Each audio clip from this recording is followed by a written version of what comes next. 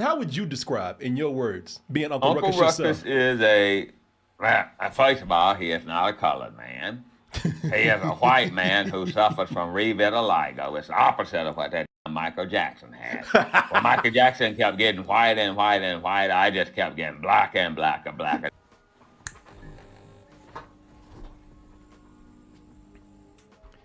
Hey everybody, how you doing? Korey here, middle of the day. You know, if it's the middle of the day, I'm up and I'm here for somebody special. And this interview better be special because we went through some changes trying to get this thing up here, man. This was a Corey, challenging one today. you look like you're shooting this interview from space, brother. You Okay. got all kind of mechanisms and pulleys hooked up. And it's the way you see it, it's not going to look like that. It will look professional. But I had to come in and just kind of rig this whole thing. Uncle Ruckus would say rig in a different way. So Uncle Ruckus would say, you Negroes don't need to be messing with technology in that way. You know you do not have the skills that it takes. You should get yourself a good Caucasian man and let him do that for you. and people, Uncle Ruckus would be right. Ladies and gentlemen, please welcome actor and a saint, just a patient and great person, Gary Anthony Williams. I am literally one of the best people in the world. And I'm glad, Yeah. Corey, I'm glad you recognize that. It's a pleasure to be here, brother. And can't argue with you on you being one of the best people in the world if you've been dealing with my trifling ass for the last 5 minutes. Because we were trying to, I had some equipment go out on me at the last minute. You know what happens with things like this. And this man, he sat over here patiently while I was going in and out, and he didn't even know where I disappeared to for a while, but he stayed Yeah. here. But at the same time, I did write a book called I Will Never Work with Corey Coleman Again. I did write that book. It's already out on Amazon. Sending hard copies to all of your listeners and watchers. Hey man, I think that book's been written a few times already. So good luck trying to get that published. But thank you so much. And as I said, people, actor of television and the big screen, and a lot of you out there would know, a lot of our audience out there would know Gary Anthony Williams as, and you just heard the voice, Uncle Ruckus, legendary Uncle Ruckus from the Boondocks. But this man has done so many other things. How are you doing today, sir? I'm doing good, brother. It's been, I got a new cartoon coming out, so I've been on the PR train, just doing interviews for that and recording another. Here, I'm gonna pull a little. I have another video camera that my son set up inside my booth, so I can show you where I'm normally in there recording cameras, right? Recording right there, the live view from Wow. my booth right now. A live view, Corey, from my booth. That's cool, man. I was going to ask you, since you're doing a lot of voice work today, I know a Yeah, lot of people they set up their booths at home and they record from yeah. home. Yeah, when COVID hit, I bought a new house, and the first thing I did was got this big booth that takes up one of my bedrooms. So I can't have guests. Look, if you're family or friends and you're looking to come over, I can't. My ATM machine is in here. I can't have you coming over. Yeah, That so I got a yeah, booth and got a really nice setup. So I record all 100% of my cartoons from home now. So it's been nice. great. And I think Yeah, a lot of people are starting to set up booths at home, whether they record or not, just to keep guests away. It sounds like it's a yeah. good way to keep people at your house. Yeah, there's some good dummy booths you can buy out there that cost you $4.25. Looks like you actually have an actual live working booth in your house, but it's cardboard and mirrors. Hey, man, you are already a great person to talk to. This is so much fun already. We haven't even gotten any questions yet, but I say actor of the screen, the television. You're also doing a lot of voice work right now, as Yeah. we have just established. You are, of course, the voice of Uncle Ruckus, but you've done so many other things. You know, so many TV shows where you've done voice work. I know Phineas and Ferb is one of them. What are some of the things that you've done? I'm actually, I'm going to go on the internet right now to see what I've done. To be honest with you, I'm tapping into the internet to see what I've done. On Disney, like on the kids' world on Disney, I'm the voice of Mufasa for the it's the TV version of The Lion King called The Lion Guard. So I do James Earl Jones's character on there. But dude, as far as cartoons go, it's just a crap load of them. On TV, right now I recur on The Neighborhood, Cedric the Mhm. Entertainer's TV show. I'm on Whose Line Is It Anyway, which is an improv comedy show. I just did an episode of South Side. If you've ever seen that show, it's Yeah. wonderful. I Just did a think couple that's a sign of success for you. When you've done so much stuff, you got to go check your own IMDb. That's to see either what a you've sign done. of success or just not paying attention. One or the other. You're gonna go with success. Because there's actually a lot of things. It's either success, not paying attention, or you just hoeing yourself out. And I think you're successful, man. Yeah. Hey, man, you can do all of those things. And you can. So yeah, it's been good, man. I got a few new projects coming up. There's Marvel's Moon Girl and Devil Dinosaur. It comes out on Disney next week. Oh, look at you already playing a little clip of that. I told you, man, I got you. I do things on the fly. You ready? You set up. I told you recording this thing from the either the International Space Station or one of those Chinese balloons floating over. You recording from that? Well, mine ain't blown me up yet, so I'm not a balloon. So yeah, got that coming out next week. A new cartoon called Kiff coming out. Another one called Haley's on It that'll be out very soon. So, and a really cool Western by the same guy who did Black Dynamite called Outlaw Johnny Black. Oh, nice. Nice. Yeah, that'll be a black Western that'll be coming out. Black comedic action Western. I was going to ask you if that was comedic, since it's from the people that do Black Dynamite. Yeah, very comedic. It's super stupidly funny.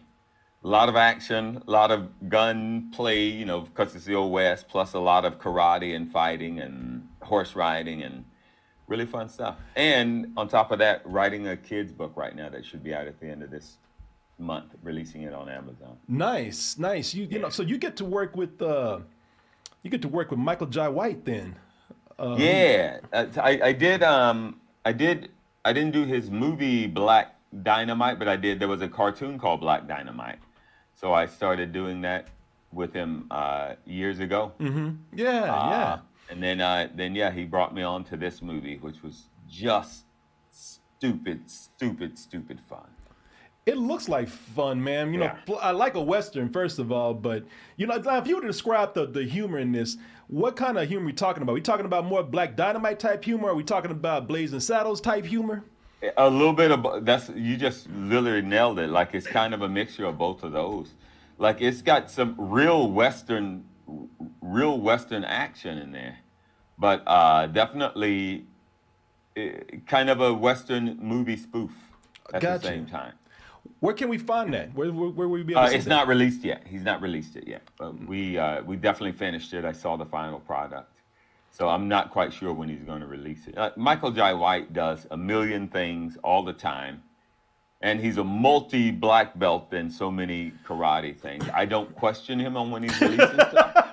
Because he'll hit you behind the head before you know it. Yeah, he's an incredible guy, man. I interviewed him years ago when Black Dynamite was coming out. Loved Black Dynamite. So I feel bad that I was not even aware of this. I look forward to this very much. He's really, honestly, he's kept it quiet. Like, you can see it on, if you go to imdb.com and put it in, it'll put up a little preview kind of thing for you.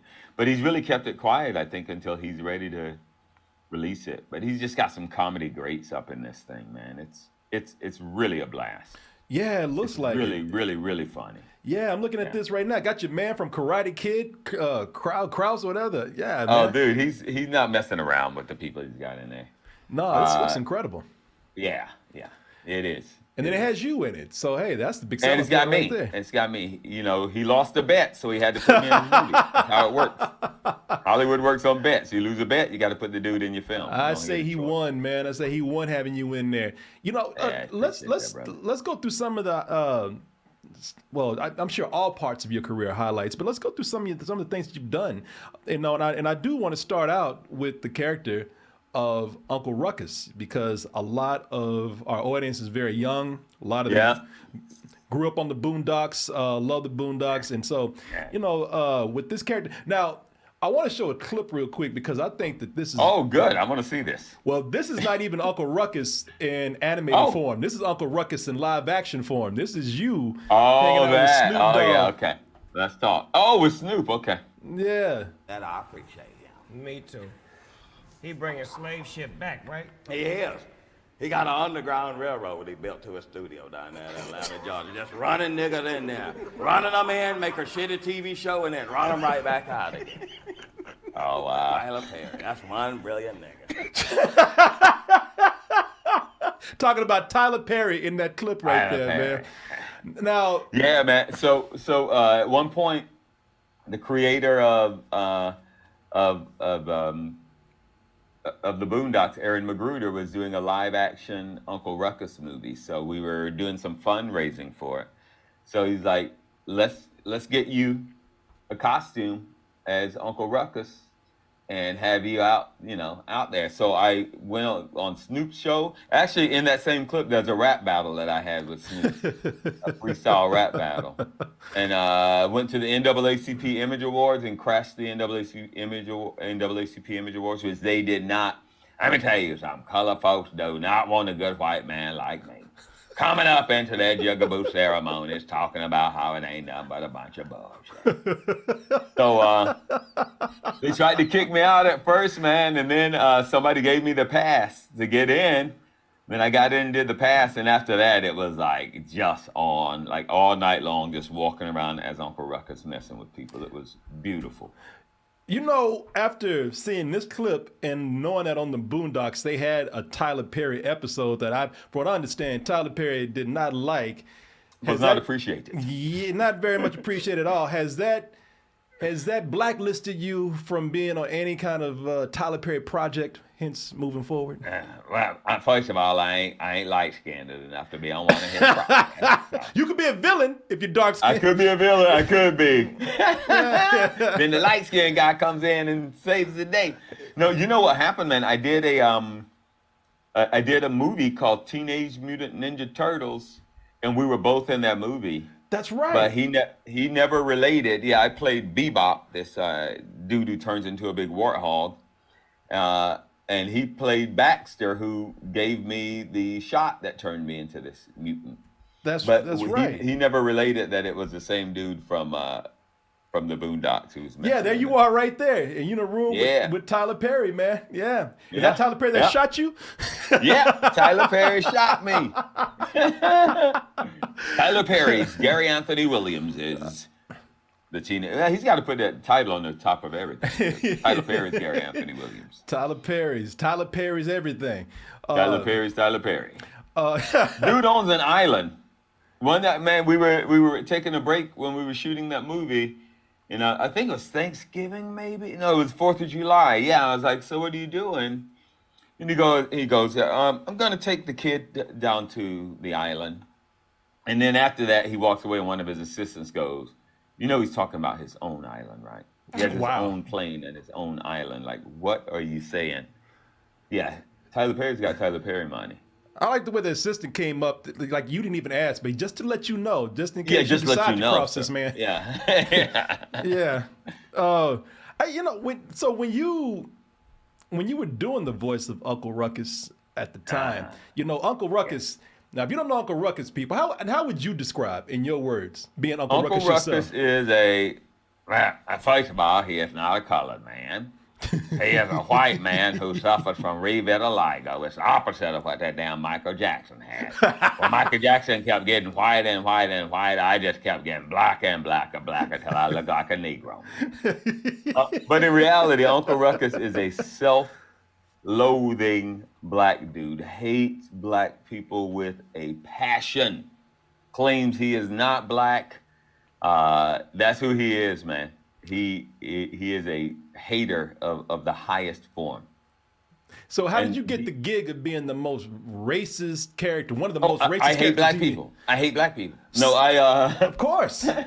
No, honestly, and I could go around the corner and grab some, but before the cartoon ever came out, Boondocks was one of my favorite comics in the newspaper. I used to read that comic all the time. I had all of the books that Aaron Magruder had written, And my agent called and said, "Hey, they're making a Boondocks cartoon." And she was about to tell me what it was. Like, oh, I know the Boondocks. And she's like, "So we're getting you an audition for it." And I said, "I want to audition for every male character." So I did. I auditioned for Granddad, I auditioned for the two kids, Huey and Riley. I auditioned for everybody, the guy next door, Tom, like literally everyone. And then there was a new character named Uncle Ruckus. So when I'm in the room auditioning, like I'm there auditioning, Aaron's in the back of the room. He's just nodding as I audition. He's like, "There's a new character. Try this. Look at this part." And he tells me who he is. And I was like, "Oh, I know this dude. I grew up around this dude. Like this was some of my daddy's friends right here."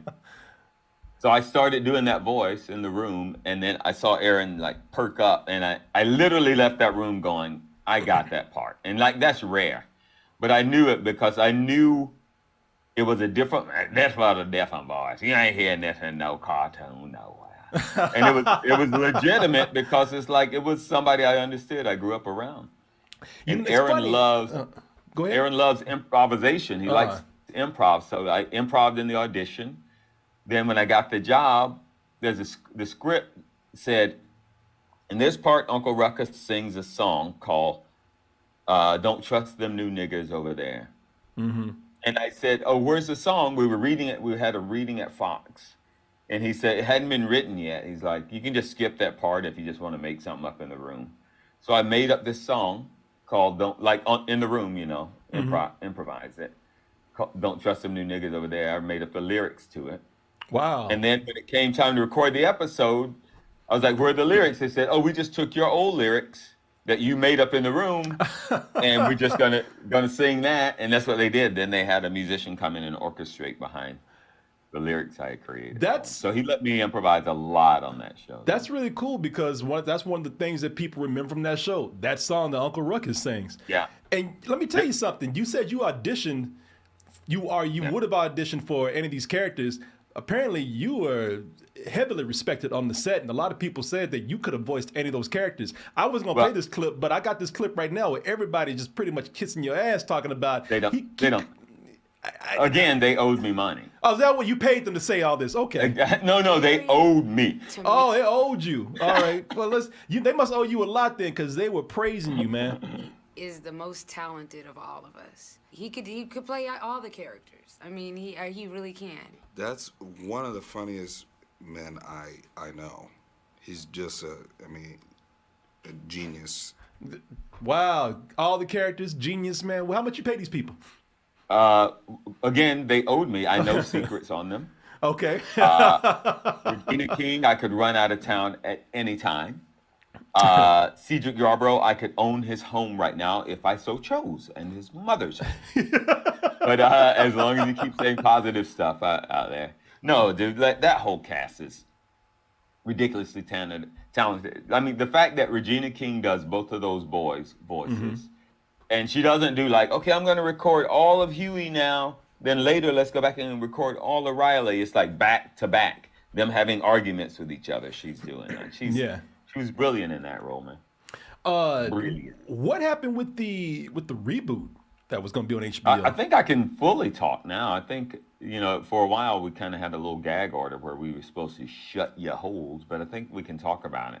So there were two sources behind it, making it, HBO Max and Sony, and one of the sources felt like it was taking too long. Like I had already recorded 8 episodes of it as Uncle Ruckus. I'd done 8 episodes, but they decided they weren't going to make it. They thought it was taking too long to get made. But it's a big process. I mean, anybody who knows animation knows I can record something today and it won't be out for at least a year. Yeah. Usually cartoons take a year. Yeah. And they were doing some fascinating, like they had changed up some of the animation style. So it was a beautiful kind of thing, but it was taking too long for one of them. And so it got canned. Even after, John Witherspoon died, they were still going to figure out how to do his, character, but still make the cartoon. Yeah. Yeah, that's too bad, man. I mean, and things happen in Hollywood. Yeah. I guess that's a regular thing. I guess there's no hope of this ever getting rebooted to do the reboot. I would not say that because we made some episodes, and then a few years later we came back and did more episodes, and then a few years later they came back and asked for more. So, like, I would never say with this show, there's no chance of it getting rebooted. That's not me saying I know something that you don't know, but it keeps popping up. And like the times we live in, people still want to see more of that Yeah. cartoon. So I never Nice. say never on that one.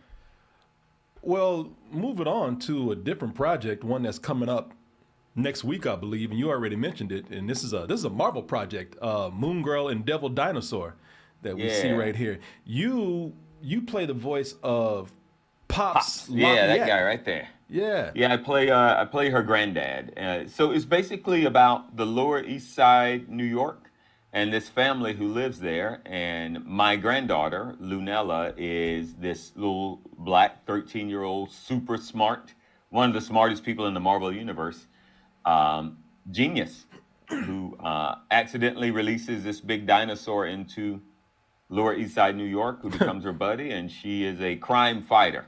As they say, nobody in the Avengers comes to the Lower East Side, so it's up to like somebody from there. Yeah. So she's a crime fighter in the Lower East Side, and I get the joy of playing her granddad in that, who basically it's about family and community and keeps the family together. Dude, the music is dope. Raphael Sadiq, look him up if you don't know him. Oh, Tony. Raphael Sadiq, Yeah. yes sir. Yeah. So he's the big music guy in here, and the music he's created is dope with the capital D, man. And it's all they really keep it legit, man. They keep the look of this thing like gritty. It will kind of remind you of Spider-Man into the Spider-Verse if you remember that. But it's very gritty. A lot of like Basquiat art in the background, and just dope music. It's fantastic.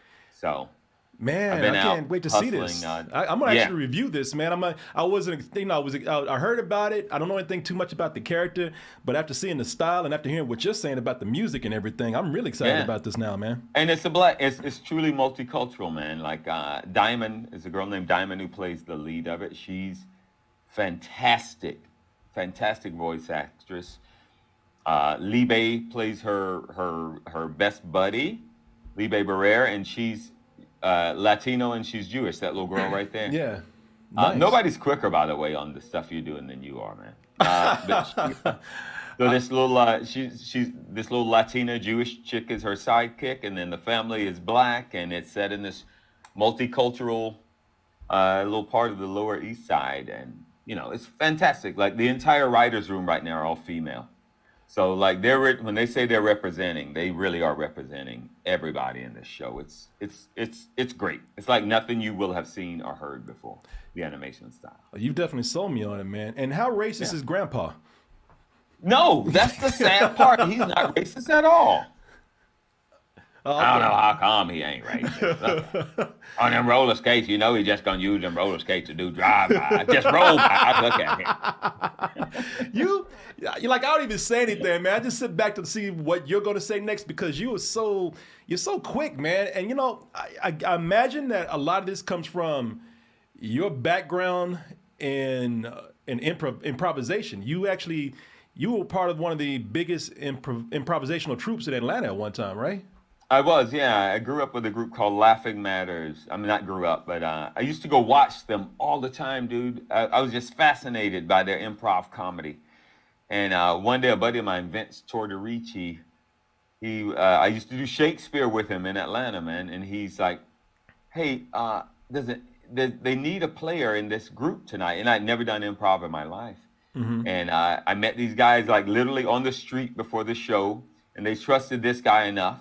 They go, yeah, you can get on stage with us. And they were the show. Like, they were the biggest show. Mm-hmm. So I did that show with them that night, and they just kept inviting me back. And once they realized I wasn't a serial killer or stalker, they invited me into the show. But let me just say this about improv, and kind of a lesson for younger people, if younger people want lessons anymore. Years before that, I was in this little junior college called Clayton's. It was called Clayton Junior College then. Now it's a 4-year school. So I was in this school. A guy in Clayton County, Georgia, south of Atlanta. A guy from the big city of Atlanta comes down to teach a one-day improv class. I take his one-day improv class. He pulls me aside after the class and he says, improv is not for you. You shouldn't do this. Like somebody tells me that, flat to my face, which makes me just go, yeah, we'll see. Like, I don't believe in anybody telling me anything like that. Like, whatever, dude. And so the next year I was working professionally in Atlanta on stage, like literally with that guy. And then I started doing improv, getting paid for it, and more importantly, having fun doing it. And now I'm on Whose Line Is It Anyway, that improv TV show. And last year I spent, there I am. Yeah, you are. And last year I spent a lot of days on the road with them, touring all around this great country of ours, bringing improv to the people. Mostly white people, but to the people. Well, I'm sure the white people and everybody else loved it because you're great at it. I'm going to pop up this clip real quick that we just showed right here of Whose Line Is It Anyway, just to show people how great you are at improv. I mean, you're pretty much upstaging Wayne Brady right here. No. We share on that. Nobody's upstaging. Okay, no, I'm saying at this moment. Now, I'm sure it goes back and forth, but all at right, this moment, okay, fair. You got him at this moment. Okay. All right, baby. So you're funky in the cab. I said it's already funky in the cab. Yes, all funky in the cab. All right now. I said you better listen to me. You may smell something funky, but it ain't no pine tree. I don't think you heard me. Baby, you need to hear it. Come on, baby. There ain't no pine tree hanging from the back of my funky mirror. Sing it, Pete. I paid the fool. Good you been. We don't clean out his car. It ain't cool. Cool. They don't clean out your car. I had a cartoon. That's right. I think Mr. T just had a mini stroke, y'all. y'all are great together, man, and you are it's great. So fun.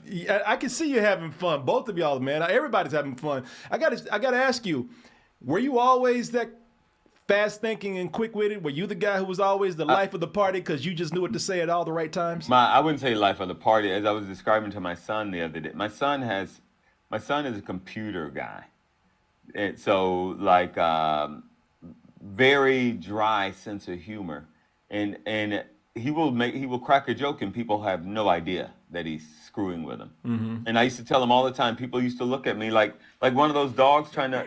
Like a high-pitched noise is playing. Like, what's happening? I was like, dude, don't worry about that. Sooner or later, they'll catch up to you.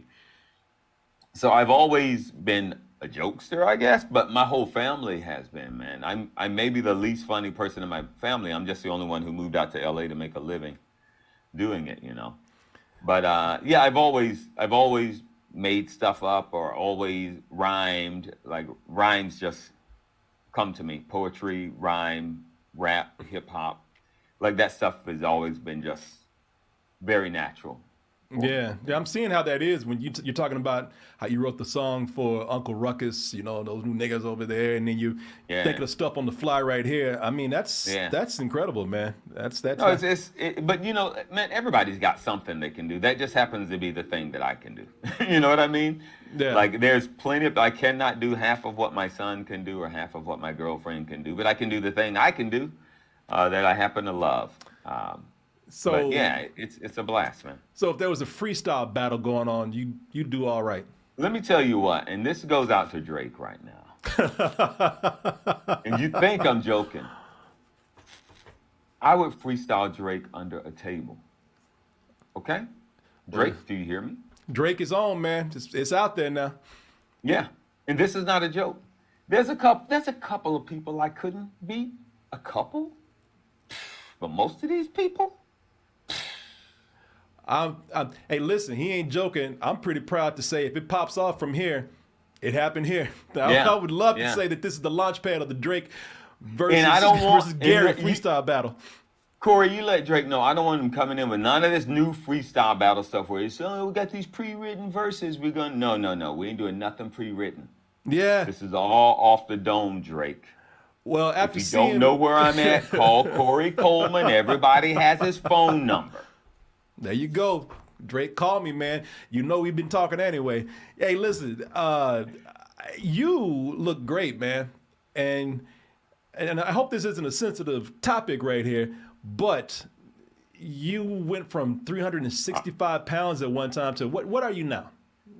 In reality, I probably went from about 380 pounds to like right at 200 a little under sometimes, a little over sometimes. So I probably I lost between like 160, 180 pounds. No, it's not sensitive at all.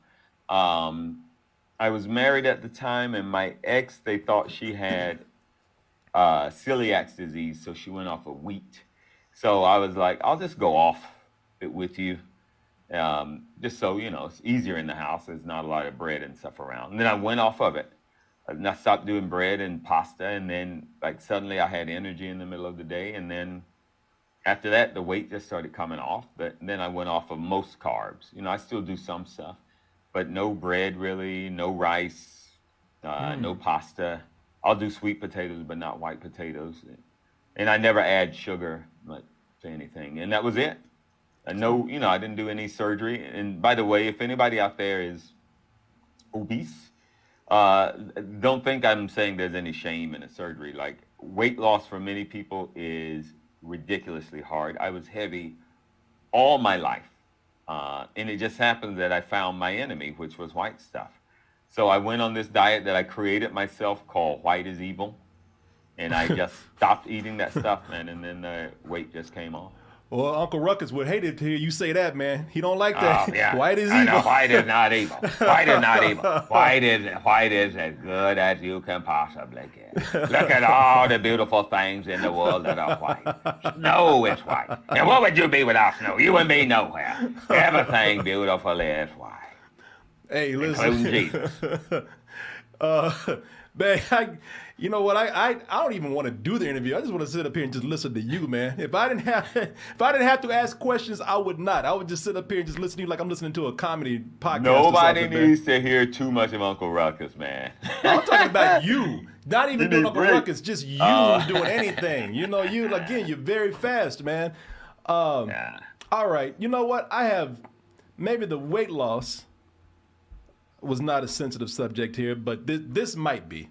So just prep yourself right here. Let's talk. Right. Let's talk about Soul Plane. Yeah. Now, from the moment that this movie debuted, it has been criticized by some, saying it is negative. Its negative stereotypes reflect poorly on black people. You might have caught a little extra flack from this because being a straight man playing a negative gay stereotype. So. I don't know about how negative, but definitely a very flamboyant stereotype. Not negative, but very stereotypical. Yes. I'm going to take everything as a compliment. Thank you. Yes. You know what? Many funny things about this role. I think it was actually written for Smiley, I believe. Ricky Smiley, I believe. Smiley? I think so. I think it was. And I think, for some reason, he didn't want to do it. Wonder why. I believe it was. So, dude, I go in, I get the role. And for me, it was just stupid fun playing this big, broad, stupid character. I get the role, and you just play the scene where we're dancing, singing I'm a Survivor. And so the first day, I'm at dance rehearsal with Angel Conwell and Sofia Vergara, starting dance rehearsal, and they say, "Oh, hey, you're shooting today." And I was like, "What are you talking about?" Like, I had 2 weeks of dance rehearsal before I was supposed to start shooting. They were like, "Oh, you're going to be shooting a scene in the bathroom with D.L. Hughley." And I was like, "I haven't learned any lines." They were like, "Oh, don't worry about it. You can just make it up, or we'll write something for you." And that was when I went, "Oh, that's the kind of movie I'm on." Like, I'm 2 weeks early. I hadn't even had a costume fitting yet. I'm 2 weeks early, and they're going, "You're going to be shooting later today." So that was the kind of movie it was, man. But I got to tell you, it was fun every freaking day. Like, working with Snoop on that thing. And it was one of those movies you couldn't tell how good or how bad it was. Yeah. It was just fun. And I will tell you, and John Witherspoon was in it. This was before both of us were on the Boondocks together. We actually, on the Boondocks, did an episode about Soul Plane. Yes, I remember that, actually. Yeah, I actually have a clip. So we did that thing like it was literally just a fun time. So one time, before the movie comes out, Witherspoon calls me like, Gabriel, I was just traveling. I think it was in Kansas or somewhere. And I was getting off the plane, and a man came up to me and told me he just seen my movie, and asked me if I want a copy of my movie. It's like, what movie are you talking about? He's like, Soul Plane. Like, Soul Plane came out in people's homes. At the time, it was the most bootleg movie in history. It was out. My family had a copy of it that was written on the label of it, Soil Plane. They had gotten a copy, misspelled, and I got to say that the copy they had of it was a better copy than the one that came out in the movie theater. Like, somebody did some great editing on it, man. So it was the single most bootleg movie. And then who was it that ripped it apart? Was it Chris Rock? Yeah. At the Emmys? Yeah. And that's when it really got laughed at like crazy. But let me tell you right now, on DVD and on pay-per-view, that movie still makes ridiculous bank. It is unbelievable. Oh, I believe it. I still get residuals from that movie to this day. Nice. One time I was in like Crenshaw or something in LA. I run in to get something, and this black chick is working in there, and she goes, "Oh, you that man from Soul Plane?" It's like, yeah. She's like, "Let me ask you." She's like, "That's my favorite movie." And I was like, "You don't have to say that." She, no, it's my favorite movie. I was like, "Please don't. You don't have to say that just because I'm in here." She goes, "Hold on." She calls a friend of hers. I don't remember her friend's name. Let's just pretend it was Cheryl. And she just hands me the phone. She goes, "Cheryl, what is my favorite movie that I watch every Friday?" And the girl on the other line goes, "Soul Plane." So like this was her favorite film. And then she goes, "Let me ask you something. Is you gay?" And I was like, "No, I'm not gay. My son's out in the car and my wife's out in the car." She goes, "I knew it. I won $50. Like she had bet this girl $50. I like that she has it on a schedule every Friday. Literally every Friday, according to her friend, she watched that movie every Friday. Like, wow. Yeah, every Friday is Soul Plane Friday. Like people have Taco Tuesday, Friday. She got Soul Plane Friday. Yeah. Nice, man. Oh, yeah. Apparently it had an audience. It got picked on like crazy. I caught some flack, but in weird ways. Like most of the gay people freaking love Flame. Really? But people who stand up for gay people, especially then, we're not. I went to Atlanta one time. I was at this laundromat. I was there for like a long time, visiting family and shooting something. So I went to this laundromat to do clothes, and this black dude comes in. He goes, Flame. I was like, yeah. He goes, "I hate you." I was like, "Look, I'm sorry, man." He goes, "I hate you because I can't wear my purple lip gloss no more." Now my nephews just call me Flame. They don't even call me by my name no more. So it actually got a lot of love from the gay community, believe it or not, back then. Right now, they would rip me apart and put my head on a stick, probably, and rightfully so. But back then, it got a lot of love from the gay community. Well, times have changed, and you caught it just in time to become a gay icon, man. So hey, yes, listen, thank goodness. it worked out for everybody in the end, right? Yes. Yeah. Now I'm now I'm the straightest spokesman for gay people all around. Hey, listen, you talk about how, at the time it was a different time, and it would be taken differently today. I mean, but it just goes to show how many characters of range that you've played over time. I look at a lot of these characters that you have played that you've done so much, and I'm like, oh, that's right, you were in that Malcolm in the Middle. That was one of the first things I booked when I moved to LA. I did this kid show called The Amanda Show. And then that first year I was out here, I got an audition for Malcolm in the Middle to play like a waiter or something like that. And so I go in, and nobody had ever seen a script like Malcolm in the Middle because there's no laugh track. So you couldn't tell if it was really funny or what the deal. And we were all sitting around like, wait, this looks funny, but is this supposed to be a comedy? Because it's written funny.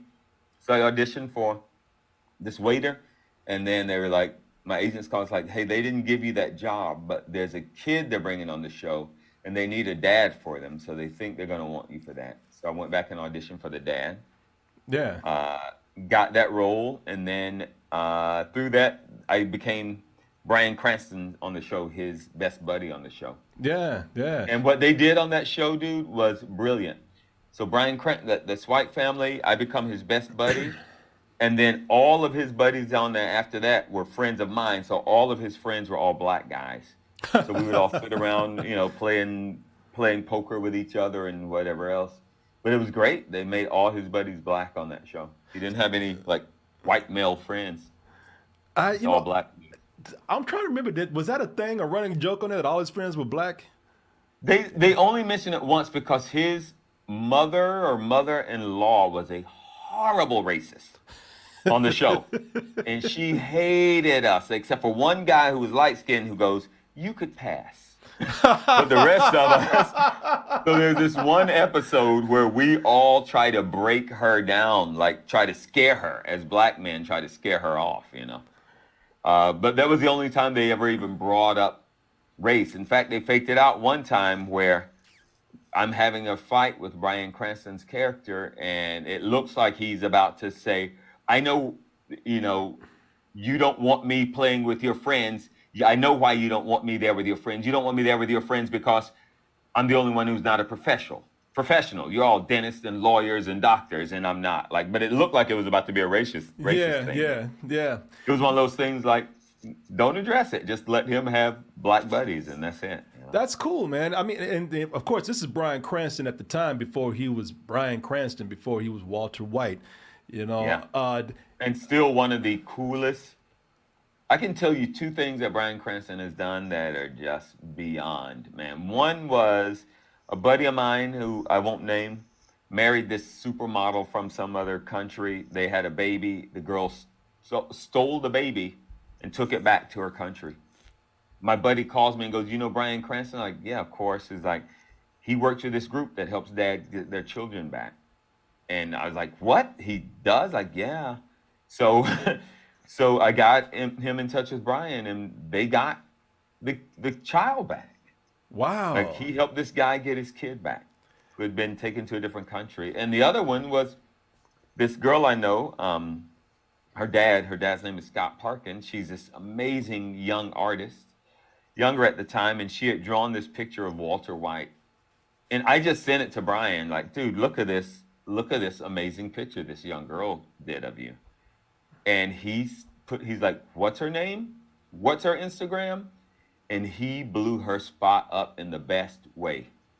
He was like, "Hey, this young artist, Miranda Parker, did this thing of me. She's only blankety blank years old, and I just think it's amazing." And he had no reason to throw her that much beauty, and he just did. Nice. He's one of the kindest, funniest human beings you will ever meet. Just genuinely nice guy. So and still lives like a regular dude. It's great to see. You keep up with him at all? You two ever talk? Yeah, we see. We used to live in the same neighborhood, and I still go hiking in our old neighborhood. So I see him just randomly. I probably saw him about a month and a half, maybe 2 months ago now. Mm-hmm. But yeah, we do. We'll email each other back and forth. We went up to Comic-Con. We were on a cartoon together, so we hung out in New York together. What was the cartoon? That one was called Super Mansion. We were both okay. superheroes in this weird mansion. Well, you've played that dad, and I'm just looking at again talking about the range. You played that dad. You were also again in speaking of your range here. You were in Undercover Brother as a Smart Brother. Smart Brother. Yeah, Smart Brother. Yeah. Now, the funny thing is, so we looked at you as the dad on Malcolm in the Middle. Here you are, Smart Brother, Undercover Brother. You two very nerdy roles. But then I'm looking at, you play some shady characters too. And this is why, listen, I want to give you a hard time about something. I'm not going to lie. I'm going to mess with you about something. So, please. In the heat of the night, you played a crack dealer, I think. Yeah, man. Yeah, hard too. Got that pistol right there. Got that heat. Yeah, bruh.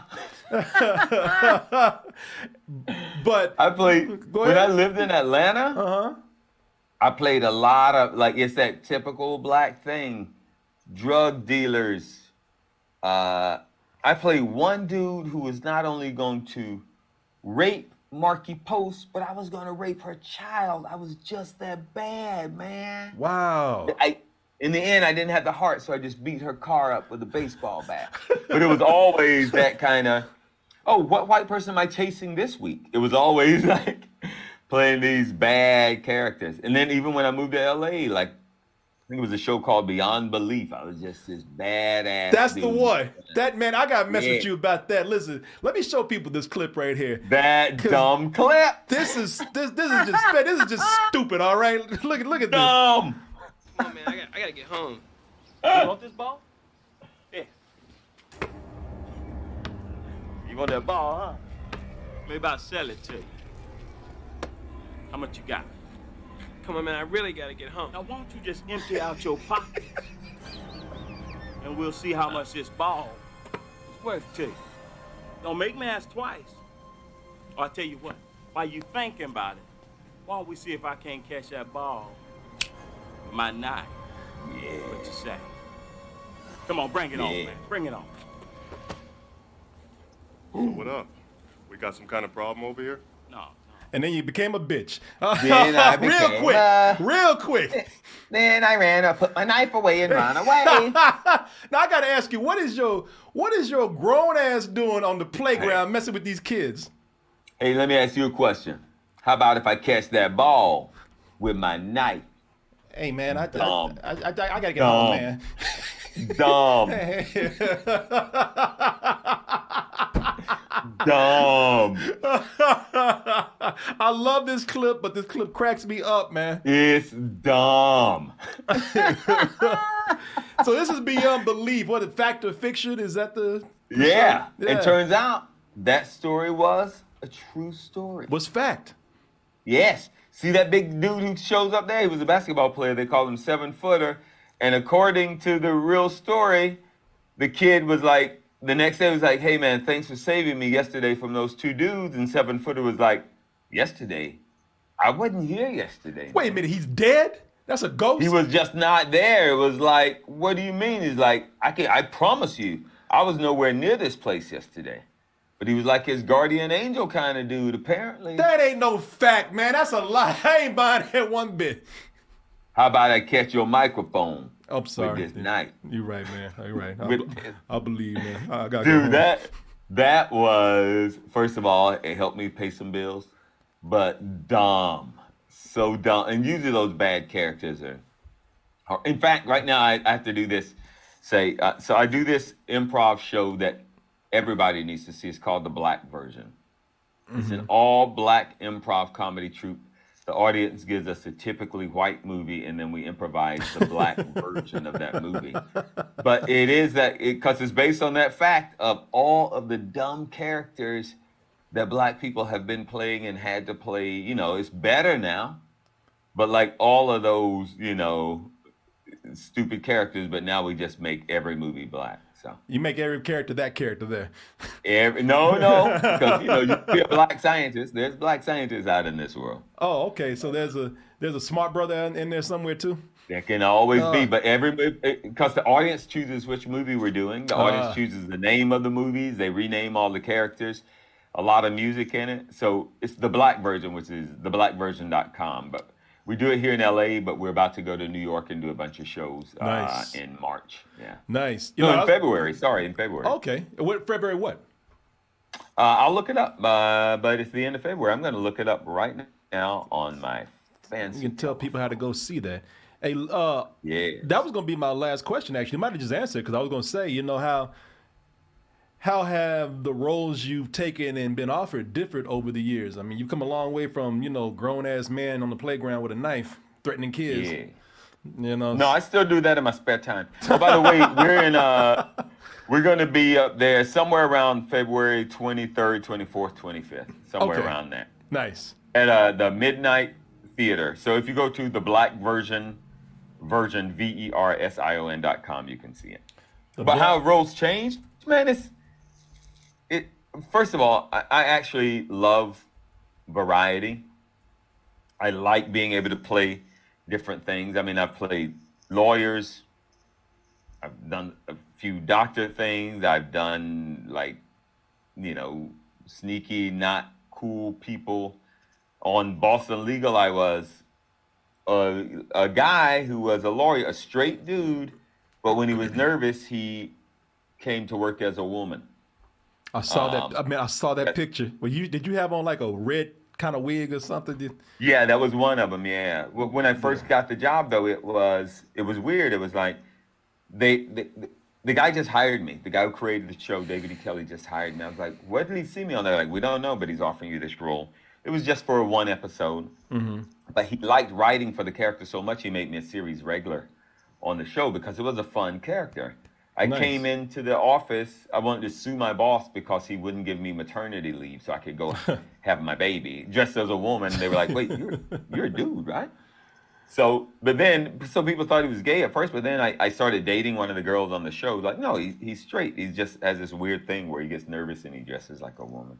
So on that show, I got to play the female character, which was Clarice, and her brother, Clarence, which was my regular personality. There we go. And then sometimes I would play this badass dude named Clavant, who was like another brother of theirs who was just like, didn't take no shit from people. That's the girl who played my girlfriend right there that you just had. Right there. Okay. Yeah. Hey, and I have I got your show up too, or the page. I think this is the page, the black version. You guys got a show at the Groundlings Theater coming up. Yeah, we do the Groundlings Theater. So in that show is me, Jordan Black, who used to write for Saturday Night Live. He now writes for The Wonder Years. Danielle Gaither, who was on Mad TV. Phil Lamar, who's on Mad TV, was also in Pulp Fiction back in the day. Yeah. Cedric Yarbrough, who was on Reno 911. He's got a brand new TV show coming out this month or March. And then Naima Funk, who does a lot of Key and Peele. Nice. Did a lot of Key and Peele, but she does a lot of other stuff. Very nice. In fact, Key and Peele both were in that cast until their TV show sold. Cool, man. So it's a great show, dude. It is a great, I recommend, it is, out of all the improv shows I do, it is the single most fun improv show that I have ever done. Like, dope music, improvised music. Drake, if you want to come, please show up. He knows where to find you, so he has no excuse now. Yes, you know where to find me, Drake. You can find him February 27th at 8 p.m., Drake, over at the Groundlings Theater. If you're and if you're in New York, the weekend before that, you can find me in New York. If you ain't no punk, that is. So I'm not going to threaten him, but I certainly would like the opportunity. And again, none of this pre-written. I hope people know this. Like back in the day, rap battles were all off the dome, but now they pre-write their verses. We're not doing that. No. Not doing any pre-writing stuff. You're just going to get it and go. Real talent from the heart right there.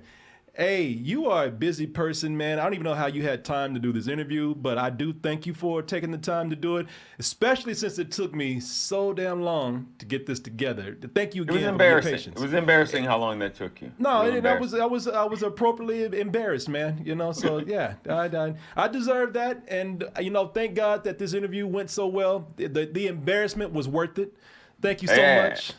Thank you. Hey, let me just plug this real quick before we go. Yes, so sir. On Instagram, if you want to follow, then especially with the new cartoons coming up, at Gary Anthony Williams on Instagram, and then like I said, a new kids book that we're putting out called Billy T. Smug. It's also Billy BILLY TSMUG on Instagram. So we'll be putting out updates of when that's coming out. And a series of kids books we're doing, but this is the first little one coming out. Nice. Very nice. So wait, did you say a date when that book would be out? It'll be later this month in February. Oh, we're about okay. to put it out. We're putting it up on Amazon as a digital book first, and then we'll put it out either paperback or hardback after that. Oh, so did you do any of the art, or did you hire an artist? My buddy Robin Fuqua is doing all the art on it. So I do the writing and she does all the artwork. Well, man, congratulations on everything. Like I said, I don't know how you fit it all in, don't know how you do it, but you do. That's how great you are. I wish I knew how to do cocaine. I would do that, but I don't know how to. So I just have to use it. Wow. use natural energy to do it. Funny, I No didn't want to say carbs. anything because I thought cocaine was the reason why you were doing all of this. But That's what you would normally think. That's why the cocaine industry hired me to be their spokesperson. Well, but I don't do cocaine. Forgive me and my cocaine prejudice, man. I'm so sorry. Wow. Imagine if you did, though, man, what your productivity would be like. I tell everybody, like, if you ever see me trying to do cocaine, knock it out of my hand and then call my family. But So, in the words of Uncle Ruckus, but it's so pure and white. Look here. I will admit that, first of all, every Negro does drugs anyway. But if you live a cheaper drug, you can do the crack cocaine if you want to. But leave the pure white cocaine for the white man. His brain is the only one that can handle that pure cocaine. But y'all need to get yourself just some old school stinking weed, or get some of that old crack cocaine that somebody probably made by scraping some off the bottom of their shoe. But leave the good stuff for the white man. Uncle Ruckus. Oh, hey, man. Wise words to leave by right there. Hey, thank you so much for doing this. I really do appreciate it. My pleasure, brother. And you quick on them keys looking stuff up, man. So I thought you had like a little monkey or something under your shirt. Oh, the only monkey Like is me. So, hey. Oh, well, that sounds like some Uncle Ruckus told you. He would be proud. Oh, You're probably pushing buttons with your tail. Your monkey. Well, I might be quick with these buttons, but you were quick with everything else, including your humor and your talent. And, you know, I spent this time with you was amazing, man. It was so much fun. You had me laughing. My stomach is actually hurting with this right now. My So pleasure, thank you. brother. Honestly, my pleasure. Glad to talk with you. Gary Anthony Williams, you can see his next project coming up next week, I believe. Moon Girl February and 10th. Devil Moon Dinosaur. Girl and Devil Dinosaur. Yeah. Check it out. It looks great. I will definitely be watching that. And once again, Yeah, if you don't watch that, you're racist. I don't know Yes. how else to tell y'all. If you don't watch it, you're a racist. I don't know what else to say. It's just that simple. And I don't care what color you are. The only people not watching this show are racist. you hear that? You're either a racist Marvel's white going to person. fire me. Lawrence Fishburne. By the way, Lawrence Fishburne is producing this. Oh, So Lawrence is going to call me. Oh yeah, dude, this you don't understand the power behind this great cartoon. He's going to call me and say, "You had a good run. You're done now, Gary. You're done." Oh, or you might have just actually scared a bunch of white people into watching this show. So, hey, Yes. hey, Fear. mission accomplished, man. So, Gary, thank you so much, man. I Thank appreciate you, brother. it. Appreciate it. See you later. Bye-bye. Ciao.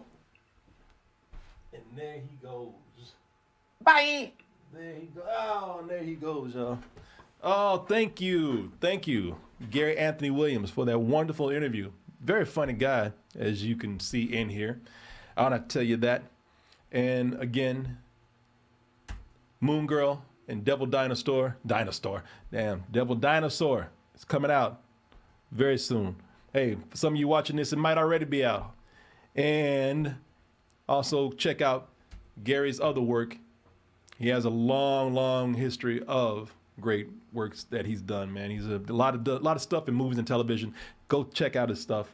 And check out our interviews here on Double Toasted interviews. I'll let the editor put that in. Nah, man. You know, I should always have this ready. But he really is a great guy, man. I was sitting up here trying to get stuff together, and it is embarrassing. Something happened with the camera on my computer. I don't want to get into details and whatnot, but everything froze. And I got to get a new laptop probably. Everything froze. Couldn't get it up. I tried to tell him, you don't have to do this interview today because I've taken up enough of your time. He said, nah, take your time. I'll be here. And I'm talking about like 15 minutes of me just being gone, trying to figure out this stuff. And he waited, man. So really good guy. Really good guy. And I'm so glad that he did wait because I don't know about you, but I thought that was a great interview. And again, not because of me, but because we had somebody who is so amazing on here to talk to us. Really very funny guy. I don't know how that guy thinks so quickly. And I want that Drake, Gary Anthony Williams freestyle battle. If I can make that happen, I'll quit today. I'm done. I don't think I'm going to achieve anything greater than that. So go to Double Toasted Interviews, as you see right here. Have a lot of interviews with actors, directors, artists, animators, internet personalities, so many creatives that come in here and talk to us, and you will learn something guaranteed every time you watch one of these. All right, folks, that is that. Thank you so much. Had a great time, and we will see you on the next one. kcoolmans@gmail.com is where you're going to email us. Why? Because I'm sure you have questions, comments, compliments, insults, input, and our advice. Also, check us out on our social medias, Instagram, Twitter, Facebook, TikTok, Patreon, all that good stuff. Type in Double Toasted, or type in all that information that you see right there, but just type in Double Toasted. I'm sure it's going to take you exactly where you need to be. And if some of you find yourself here in Austin, Texas, I want you to do me a favor. I know the first thing you're gonna do is go to the bathroom. But the second thing you're gonna do is you're gonna talk to us. Can you hang out? Can you come see us? Let me get you a drink. Well, if that's the case, kcoolmans@gmail.com is where you're gonna email us. KCOOLMANZ@gmail.com. Why? Because we need to know what your plans are for Austin ahead of time, so we can clear our schedules and hang out with you. So kcoolmans@gmail.com. Let us know if you're moving here, just passing through. And if you tell us all of that, we'll do our best to hang out with you. All right, everybody, that is that. Had a great time.